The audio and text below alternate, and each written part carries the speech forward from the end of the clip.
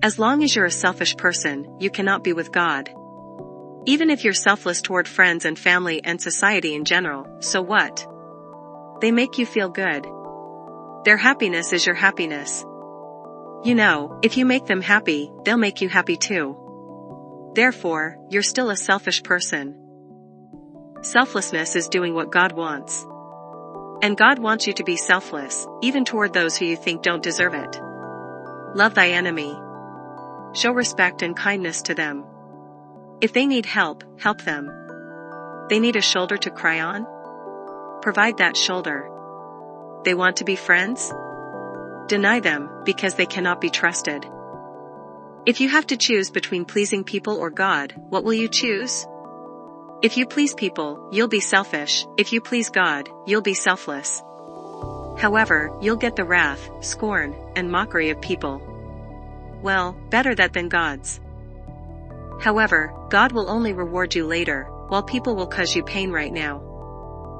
What if selfish people want to be with you, and you want to protect yourself from them by denying them? Aren't you being selfish? No, because since you're selfless, you like to give, and they like to take. They're taking advantage of you. And until they become selfless like you will not be unequally yoked. For example, if they can't respect you, they can pretend to do so for a while, but as soon as they feel they have you in their hands, they go back to their bad habits. They were only telling you what you wanted to hear. The same is true for a woman who gives up her virginity for a man who refuses to marry her. You should have been stronger, sister. He was the one who should have compromised, not you.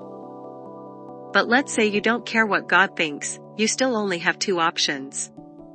You are either a selfish or a selfless person. If you want to be selfless, it makes no sense to reject him since you value the same things.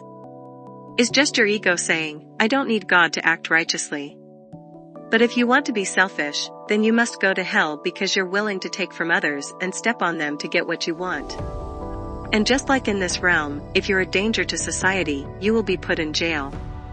Everything that's good, made by God, will be removed from you. Why do you think you have any right to something that was made by the selfless, and strictly, for the selfless alike, when you aren't willing to share? You had 80 years to change, but you chose not to listen. Oh, but if only God had shown me what heaven and hell looked like, I would have made the right choice. I swear I would have. It's not about that. It's about the principle and the ideology. The same as a regular job. If you show up every day, even when you're sick, and do your job correctly, your boss will see you're ready to be a manager. You should be a manager since you possess all the qualities of one. But if you show up late and come only 3 times a week, you're sending the signal that you do not care about the environment at all and would like to be a manager just because.